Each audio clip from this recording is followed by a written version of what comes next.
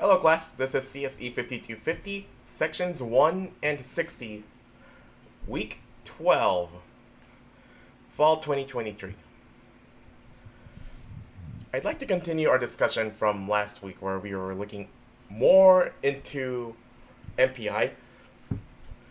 We looked at three main functions last week. That was MPI broadcast, or simply just MPI bcast, MPI reduce, and MPI all reduce. The point of those three functions is to make it easier for us to write certain things in MPI.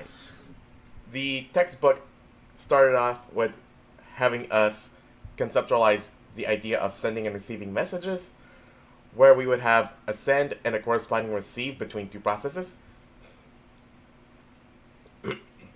If we have any communications that involve all the processes in a communicator, then it's more worth our while to consider using those functions instead.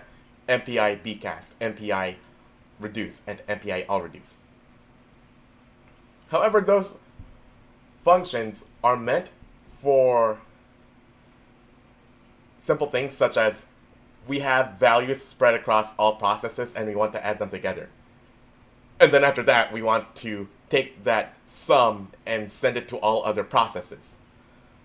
What if we had an array of values and we wanted to distribute the work of adding all of those values among each process?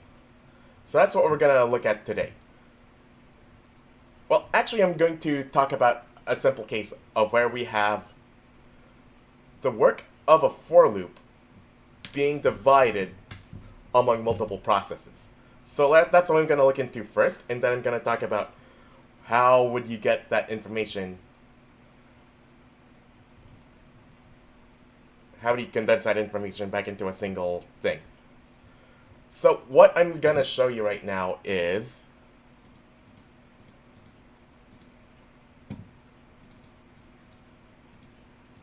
data distributions. What if you wanted to do vector and vector addition? How would you do that in a PI?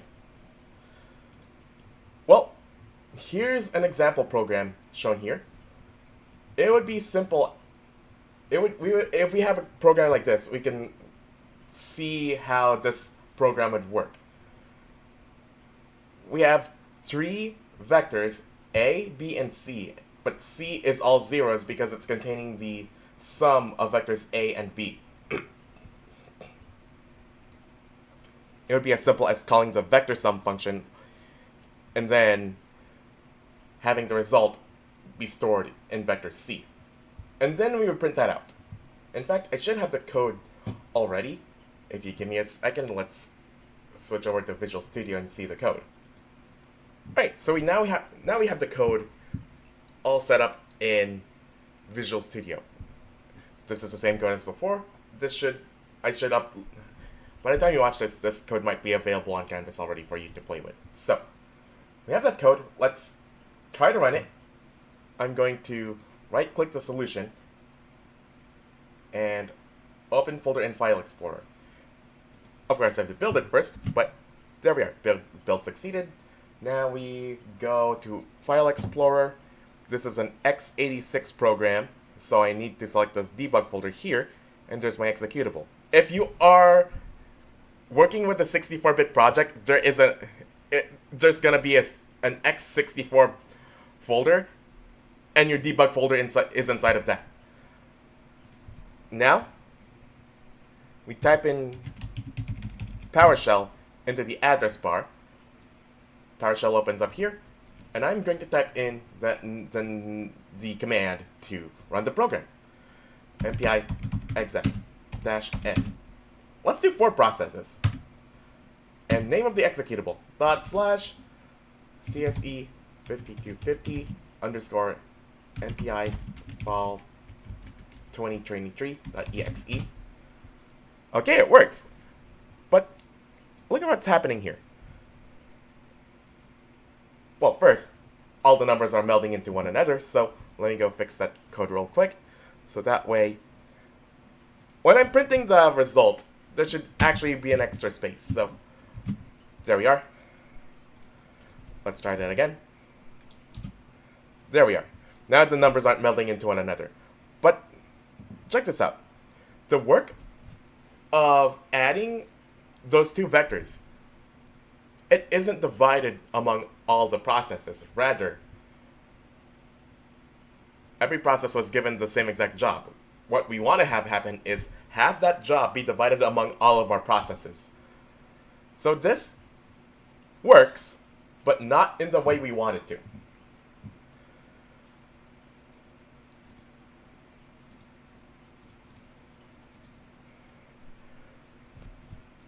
As it is, each process is performing the same addition. But we want to distribute the work of these additions among each process. And there are two ways to do that. But they all involve modifying the for loop of our vector sum function. And we also need to modify the vector sum function itself. We need to pass in two extra arguments. I'll show you what that looks like in a bit.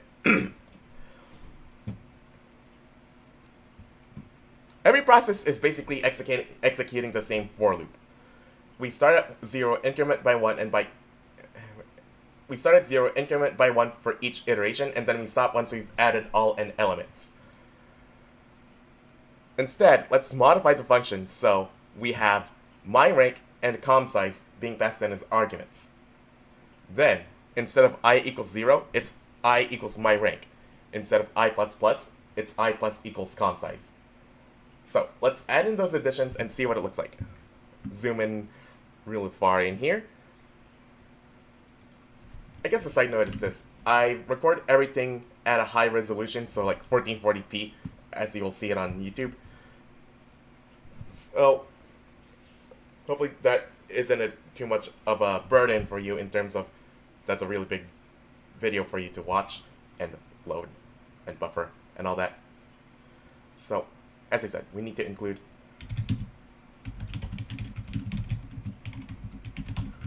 rank and com size, but it also means we need to include it in this function prototype here. So if I scroll up here, I have to add in my rank and com size, and my face cam is in the way.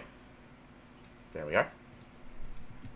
Function prototype for vector addition, where we add in two extra parameters that the function requires. And here, when we call it, we have to pass in rank and com size.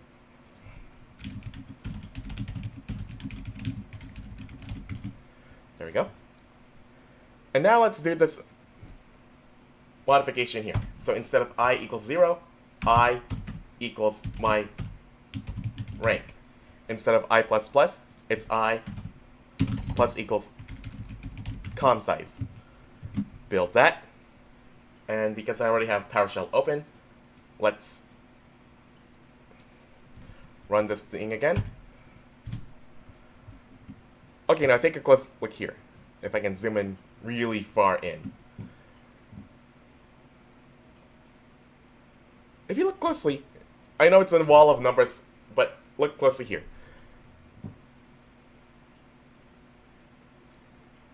The vectors, nearly all of them are full of zeros, except, check this out, we have a 0.5 here, 0.8 here, 0.5, 0.9, 0.7, 1.7, 0.3, 1.4, 0.7, 1.1. And then if we compare it to the previous output, we have 0.5, 0.8, 0.5, 0.9, 0.7, 1.7, 0.3, 1.4, 0.7. We have the same work. No, we have the same result, but the problem is, it's all spread out between all of our processes.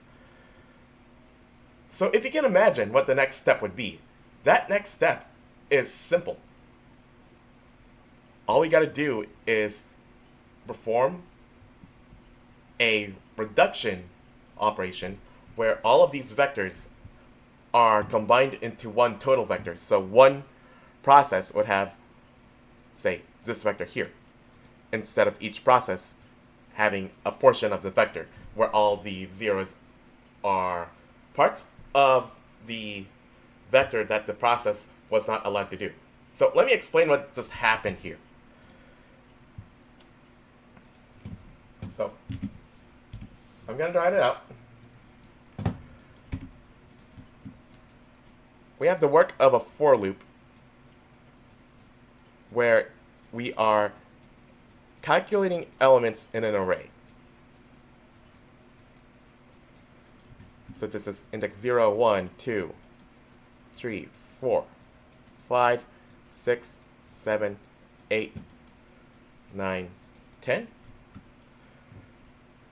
I think you might be seeing more right, but you might be seeing weird patterns because I have the grid turned on.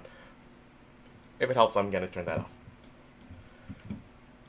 So what would normally happen is one process, if this is a single-threaded program, the single process will start here and it will jump. Well, I guess I shouldn't say jump because that's a keyword already in a lot of programming languages, but it's gonna start at index 0 and it's going to go to the next element and the next one after that and the next one after that and the next one after that and the next one after that until it reaches the end of the array. Let's call that n. Well, technically that it's gonna be n minus 1.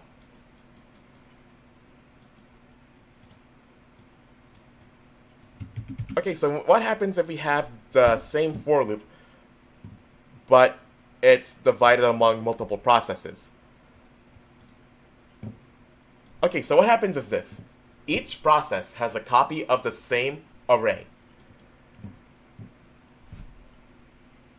One process, now keep in mind, each process has the same copy of the array.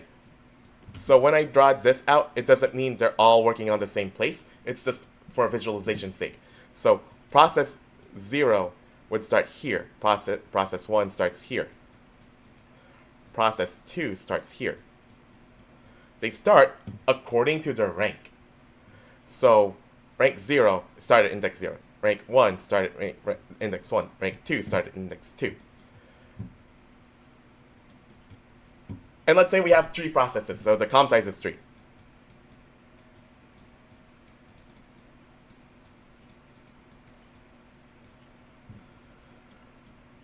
So now we have 3 processes starting at different locations in the array. If process 0 is done calculating the value at index 0, it can't go here because P1 is already calculating that. So what does it do? It goes up by 3. So process 0 goes up by 3, so it goes from index 0 to index 3. Then it goes up by 3 again, and goes to index 6, then 9, and then 12, which isn't really drawn here, but you get the idea. With process 1, it's also going to go up by 3s. So it starts at 1, and then it goes to 4, then it goes to 7, and so on. Process 3, it starts at 2, then it goes up to 5, then it goes up to 8, then 11.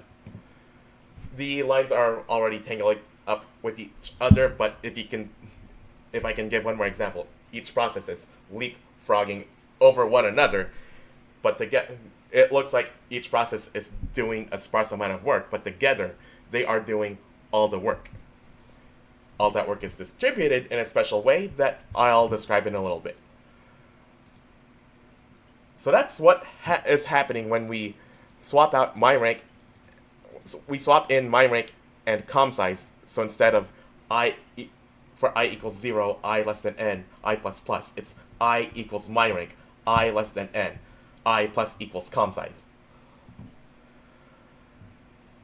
Let's go back to the PowerPoint slides. So we do that modification for the entirety of the vector sum function, and we must add in that modification for every time it appears in the code. So this would entail modifications on lines 5, lines 24, not just the ones on lines on lines 35 and 38. When we run it, as I said, all the vectors that each process prints out, because each process has access to because each process can do output to the console. When each process prints out the result, their vectors are almost all full of zeros, except for those elements that each process was working on. So, as I said, if you can imagine the next step to this, those processes would have to send all of the results back to one process. It's probably going to be process 0.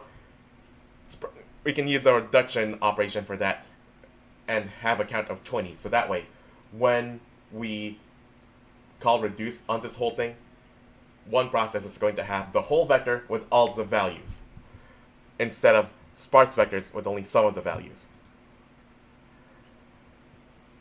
So this is a cyclic partition. It's basically round robin. There is another way of doing this, where instead of processes leapfrogging over one another, we calculate a start position and a stop position. This is block partition.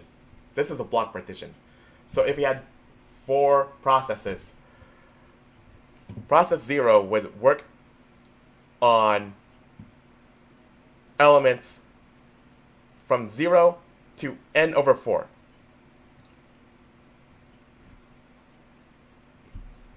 Process 1 would work on elements n over 4 to 2n over 4. Process 2 would work on elements 2n over 4 to 3n over 4. And then process 3 would work on elements 3n over 4 to n. Where for processes that work on elements from A to B, it's A inclusive, B exclusive. So it means that process 0 works on all elements from 0 to right before n over 4. P1 works from n over 4 to right before 2n over 4, and so on. So this is a block partition. There is a third way of doing this, which is a combination of the two, and it's called a block cyclic partitioning. All of these are analogous to what we looked at in OpenMP. All of those different means of scheduling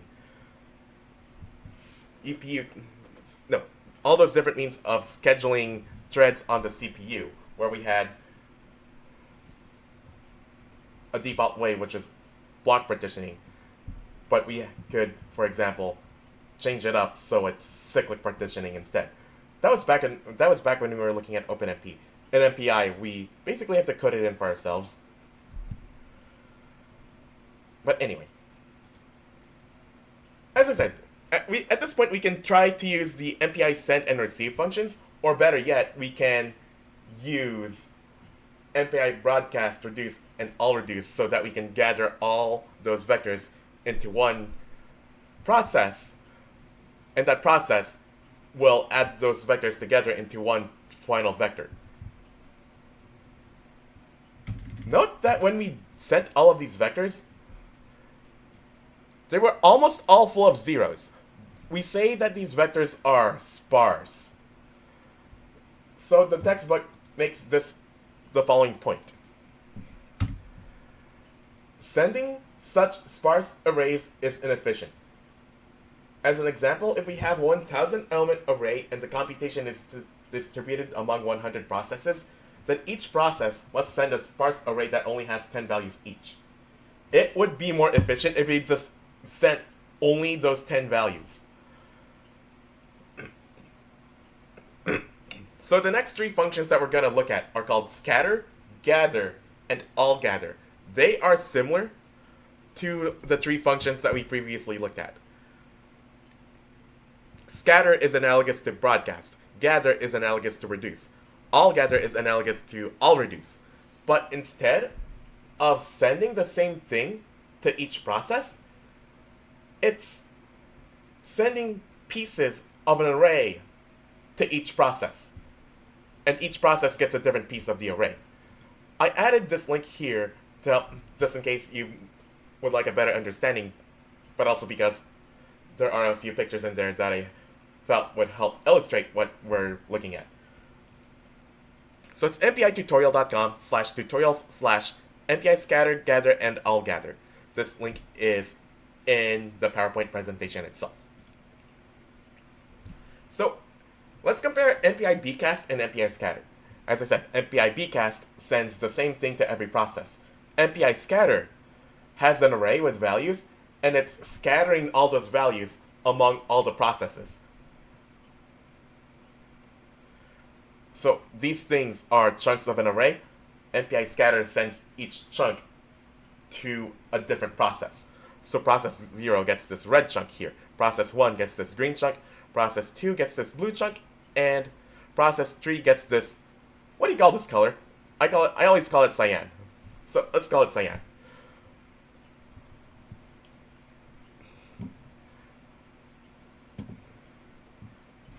I guess that's a problem with showing things using color coding, because one, what if someone's colorblind, and two, what if people called the same color different things?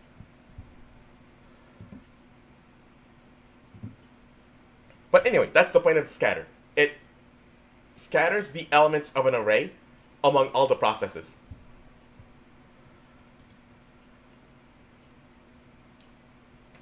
The point of using scatter is, if we go back to our vector addition program, what if we had an additional step where the user was entering values for our arrays, or the program was reading to a file? Say process 0 is reading from a file, it grabs all that information, and then it has to send it out to all the other processes. Then it would need to call scatter.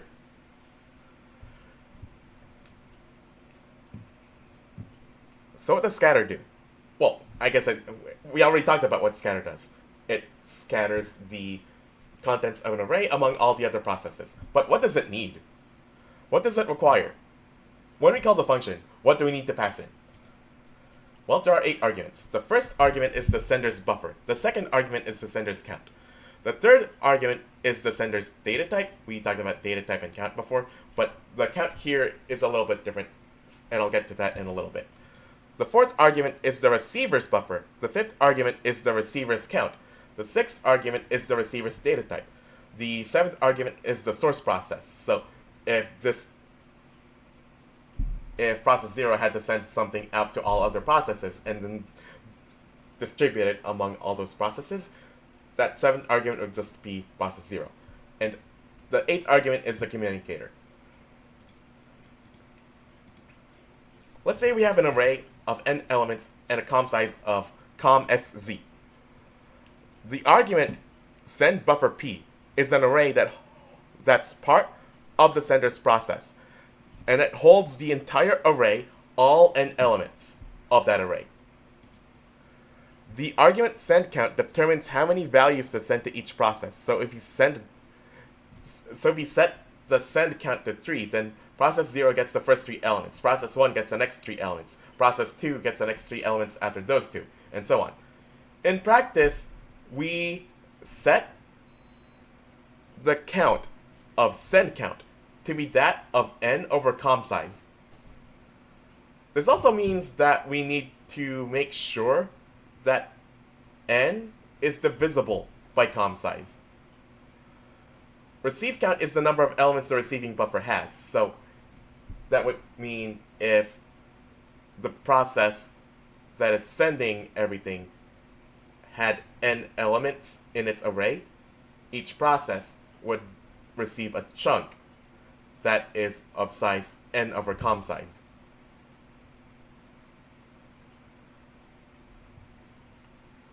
Now you might be wondering, what happens if you have an array whose size is not divisible by the com size? Well, there are extra considerations for that, but for the sake of discussion, let's assume that n is divisible by com size.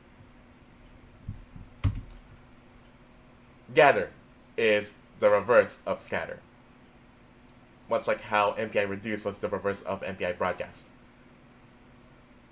So MPI gather is similar to MPI reduce, except all the values are not to be added, but they're part of an array. So we are assembling an array piece by piece in the order based on each process's rank. So if one process sends in, so if process 0 sends in some values, those are the first values. Process 1 sends in some values, those are the next values after that. So MPI scatter scattered these 4 pieces.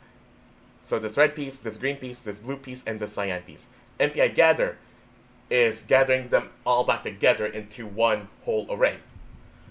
So process 0 was sending in this red piece, so it goes first. Process 1 sent in this green piece, so it comes after process 0's piece. Process 2 sends in this blue piece, and it comes after processes 0 and 1. Process 3 sends in this cyan piece, and it goes after all the other pieces. There are 8 arguments in here as well. The first argument is the buffer of the sender. The second argument is the count of the sender. The third argument is the data type.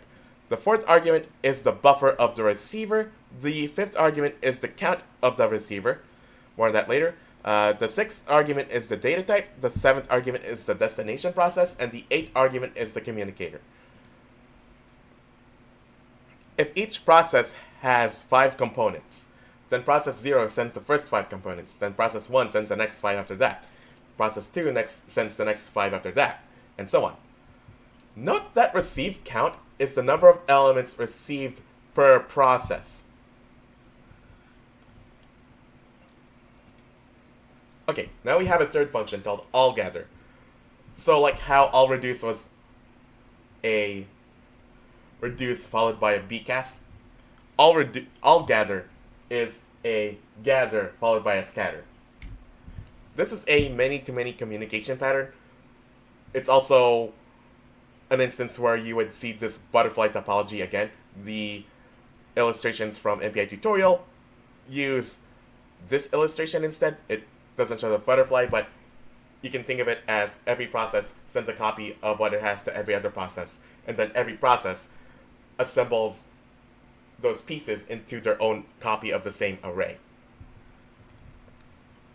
So process 0 has this red piece.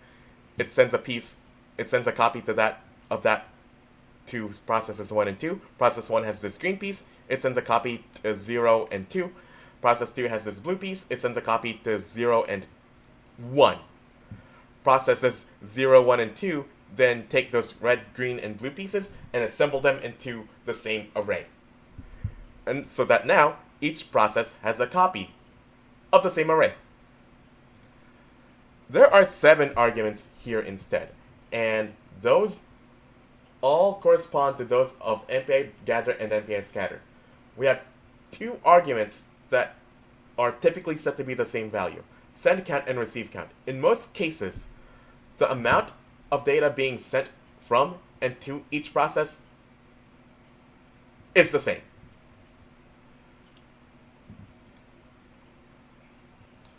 There are a few caveats, and one of them was a big one. What happens if we have an array whose length is not divisible by the com size? Well, there are a few variants of scatter, gather, and allGather where we can use it for any arbitrary size of n that isn't divisible by the com size. Those are called MPI scatter v, MPI gather v, and MPI allGather v. Annoyingly, the textbook never gives us any details about these. It just says, here's a programming assignment. I want you to figure out these functions for yourselves. So what you can do is go to any online resource for MPI, such as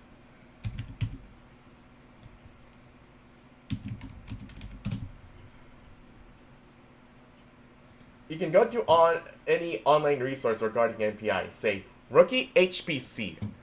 Go to the section for MPI. And if you do that, it gives us a breakdown of what even MPI is.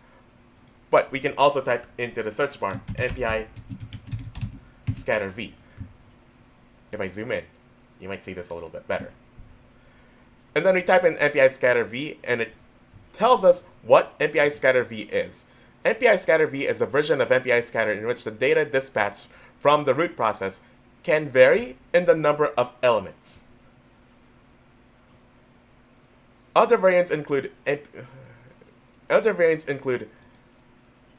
MPI scatter, MPI I scatter, and MPI I scatter v. So there are even more variants that the textbook itself doesn't really let us know about. But really the most important ones I want you to also consider is the v variants of MPI scatter, MPI gather, and MPI all gather. So MPI scatter V, MPI gather V, and MPI all gather V.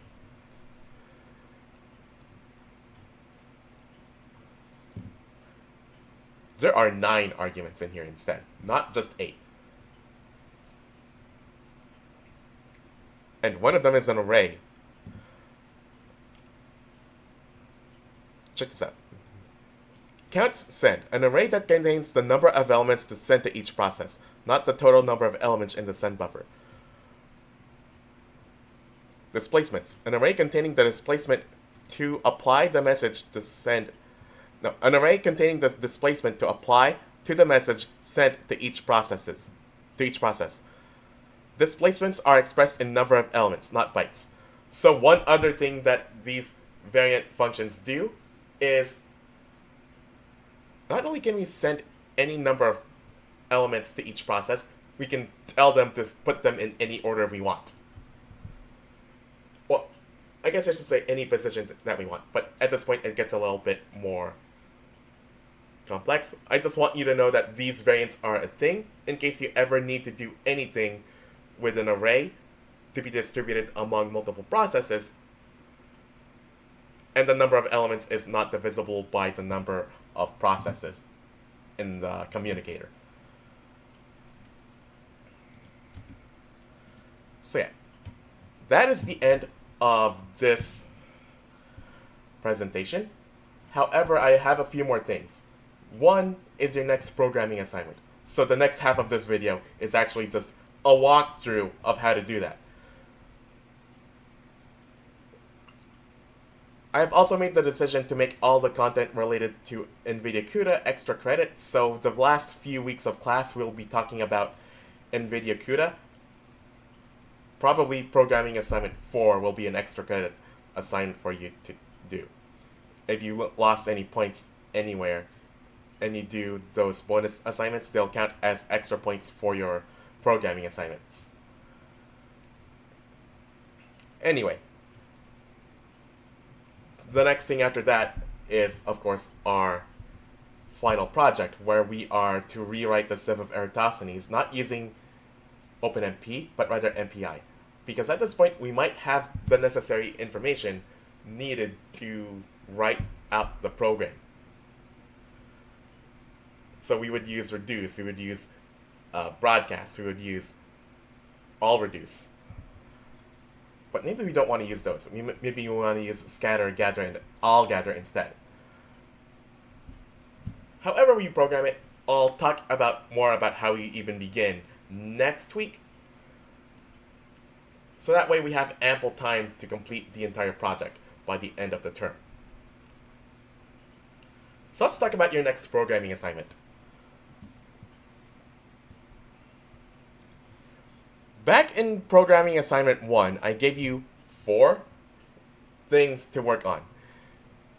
It was 2 versions of a program that estimated the number pi. The first one uses a sum, and the other one uses random dark throws. I am asking you to rewrite the program from programming assignment 1 I'm asking you to rewrite the program from programming assignment 1. Specifically, the one from part 4, where we were writing a parallel program that estimates the number pi using random dark throws, the Monte Carlo method as it's called. We're gonna rewrite the same program, but instead in MPI.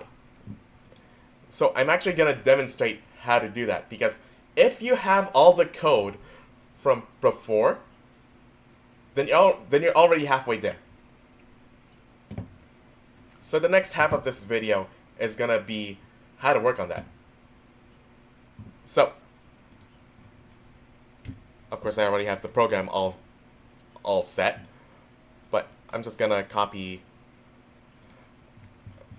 What I'm gonna do instead is I'm going to take that out for now, and then I'm going to start typing in all the necessary additions to our code. So this is now a step-by-step tutorial on how to finish this next programming assignment. if you know what to do, then by all means, you can. If you know what to do already, then you can just feel free to skip the video and get on with programming. But if you'd like extra assistance on how to begin, well, this is that extra assistance. So, include MPI.h. Oh yeah, if you are working with a new project, make sure you have all the settings properly set. So you have to go to C/C++, add in that additional include directory here. And then we have to go into linker general, add in an additional library directory, but we have to pick one of the two depending on whether our project is x86 or x64. And then we would need to add in msmpi.lib. So all these instructions are specific for Visual Studio. Okay, so I include mpi.h, and then I'm going to include standard.io.h. So even though this is a C++ file, I am using only C code for this. Now we include the main function, so int main. I actually don't need to accept any parameters for this. So I'm just going to type in int main void. And at the very end, I'm going to type in return 0. Next, I'm going to declare two variables, int my rank and int com size, because I need these for all of our MPI related functions. Speaking of which, let's add them right now. I'll just copy paste them from here. So MPI init, and we pass a null null, MPI com size, and we pass an MPI com world and the address of com size, and then MPI com rank, where I pass an MPI com world and the address of my rank.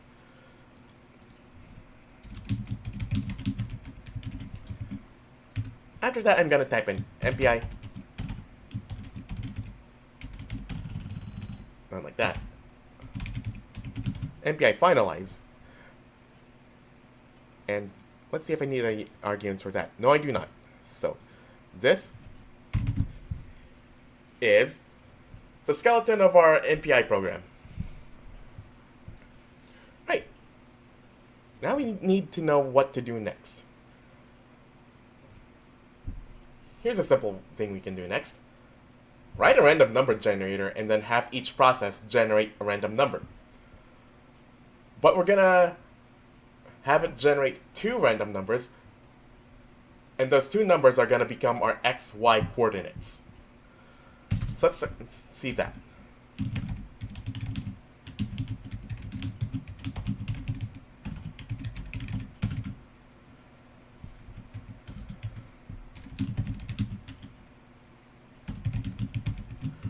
We need a random number generator for this. Now, there are many ways to do this. I'm just going to use the one that requires time.h, so srand time null. So let me just copy all of these in here. So that would be srand time null. So this is a random number generator, but we have to seed it using the current time, and that time is expressed in seconds since January 1st, 1970. That means every time we run the program, we will get a different sequence of random numbers every single time.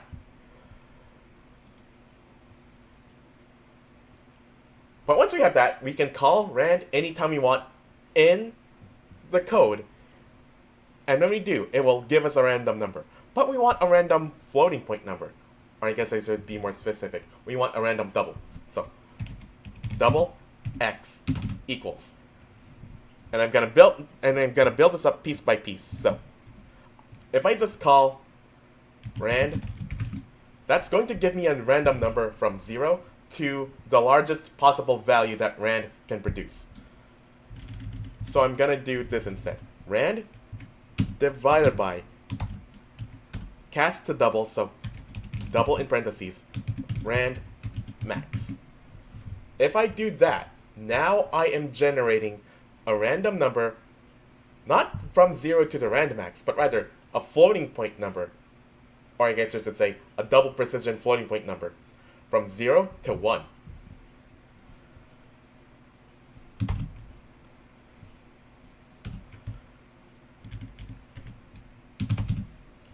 If I instead do that, if I have 2 times rand divided by rand max, now I have a floating point value from 0 to 2. We're almost there. If I subtract 1, now I have a floating point value from -1 to +1, which is exactly what we want for our dartboard. Alright, so now we have our coordinate. I'm going to copy this line of code, and I'm going to call it y, because this is going to be our y coordinate. We need 2 values for our xy coordinates, because it's 2 values after all. Now I'm going to write some test code as so. And that is going to be print f process %d generated the random coordinate %f %f period dot backslash n, and then my rank x y build. Conversion from time t to unsigned int, possible loss of data. Let's not worry about that right now. So now I have this PowerShell here, clear. If I run it, we see that every process is generating the same coordinates. Okay, this would technically work, but to make sure that everything is random, we need to give every process its own seed for its own random number generator. So I'm going to minimize that, and I'm going to modify the code once more. I'm going to declare an unsigned int equals, unsigned int seed equals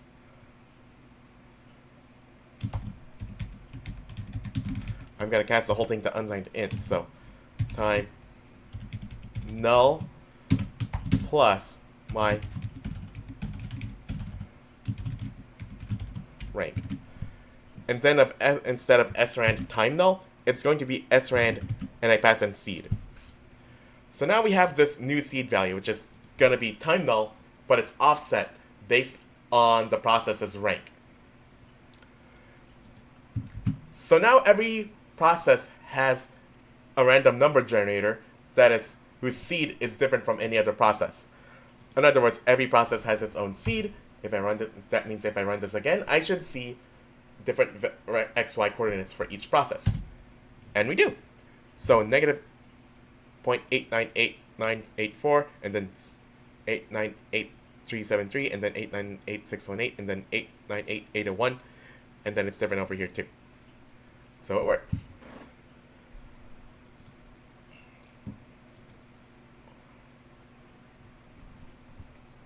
Okay, so here's our next step. We want to start throwing darts. So I'm going to type in a for loop.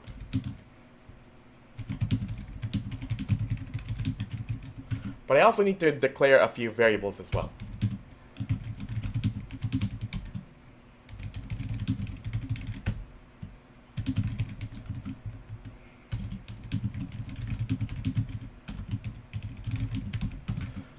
I need int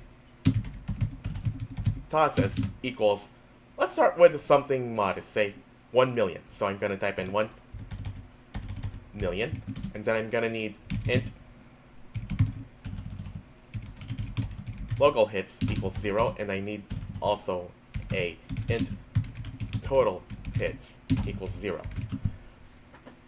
Now, back in the OpenMP version of this program, we had local variables. and global variables to worry about.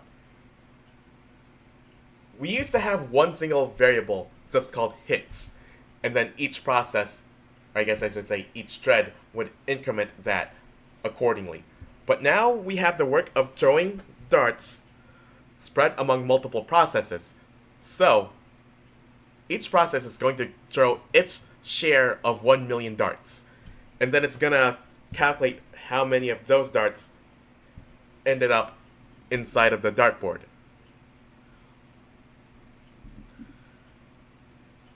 That means eventually we'll need one process to gather all of those values and then combine them into a final total. So that's what total hits is. Now here's the thing.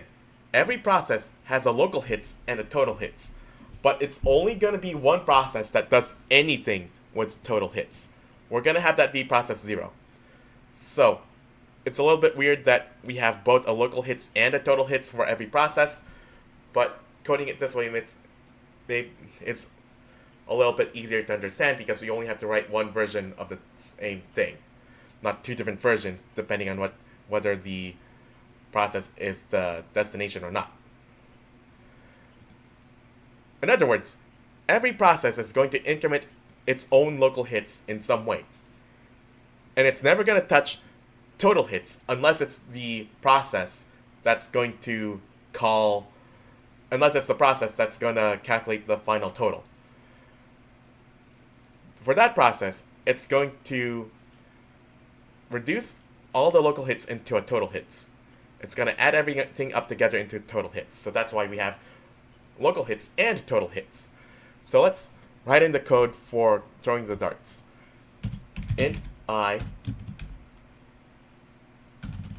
For int I equals. Now we have to distribute the work of this. We have to distribute the work of throwing darts among all processes. And there is one way we can do that, and it is the way I showed you earlier on in the slides. So for int I equals my rank, I is less than tosses I plus equals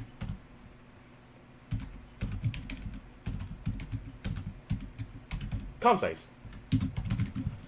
So now we have the cyclic partitioning here of dart throws. It kind of feels a little bit out of place because we are not incrementing anything, but doing it this way, it's just a demonstration of how we could program the dart throw program. We can use block partitioning to, for example, say int I equals 0, I is less than tosses divided by com size, I plus plus. That can work too. I'm just gonna try it this way. So, we are going to generate a random xy coordinate inside the for loop. And then, I'm going to determine whether that landed inside the circle of radius 1.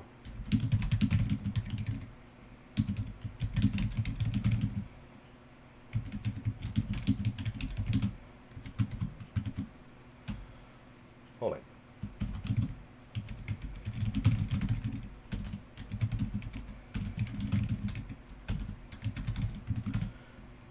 Okay, so double distance equals x times x plus y times y. Now, we would take the square root of this, but the square root of 1 is 1, so you don't really need to take its square root. So, the next step is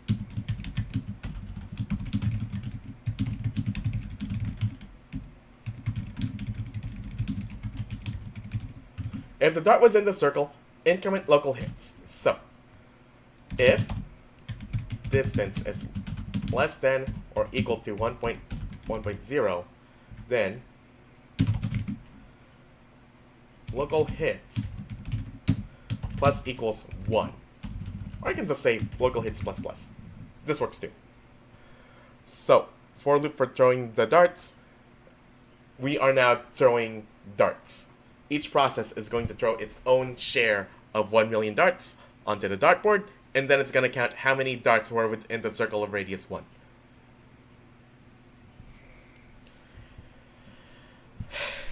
Now, to make sure this whole program works, we can have the program, we can have each process print out, hey, I got this many darts inside the circle. So I'm going to modify this print statement here.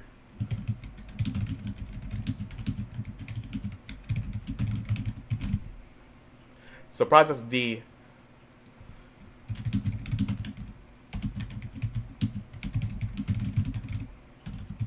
had this many darts within the circle, and then %D. So instead of my rank and XY, because those are within these curly brackets instead of XY, I'm going to say local hits. Build. Succeeded. So now if I run this program again, process 0 had this many darts within the circle, 196,000. Each process had about 196,000 darts within the circle. Perfect. We're almost done. So our next step is to perform a reduction operation. So one process has a global hits, or I should say total hits. And that total is going to be the total across all processes. So I'm going to perform a reduction operation here.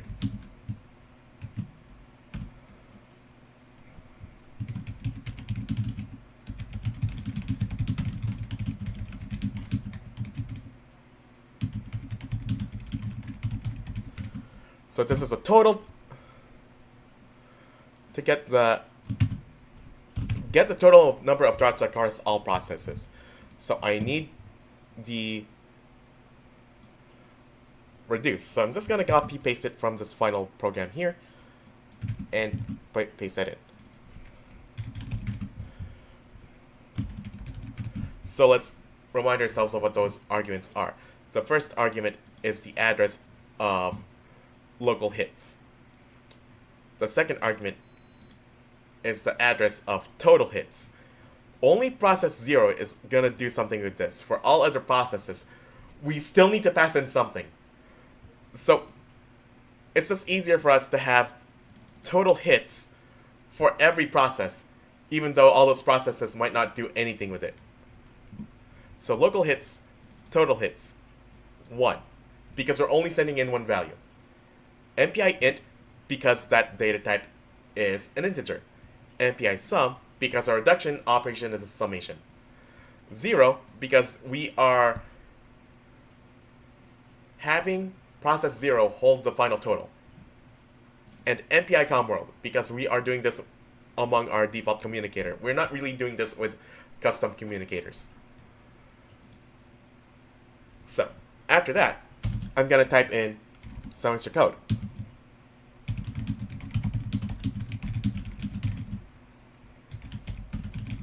Have process 0 print out the total. So if my rank equals 0, then I'm going to print this. I'm going to copy that, and I'm going to modify it.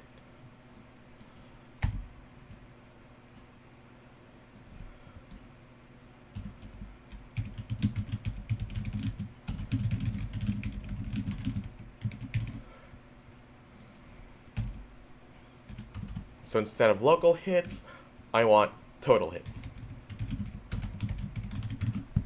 Build. Succeeded. So now if I run this again,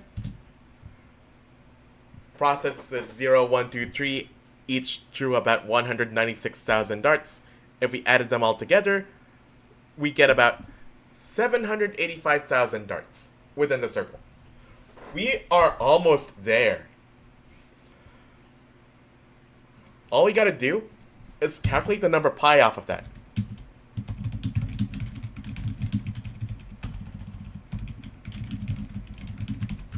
So, double pi estimate equals 4.0, because I want floating point multiplication to apply here. So if I just type in 4, it's gonna be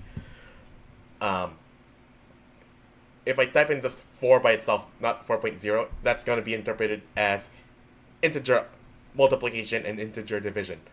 I want floating point multiplication and floating point division. So I'm going to type in 4.0 times total hits divided by process.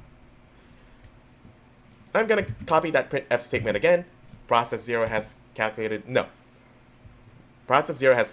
the number pi.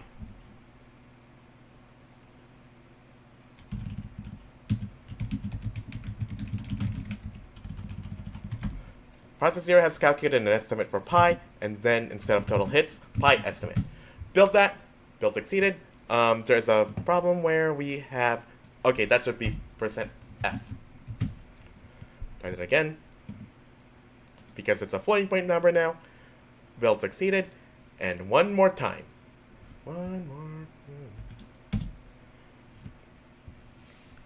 Processes 0, 1, 2, and 3 each throw about 196,000 darts each.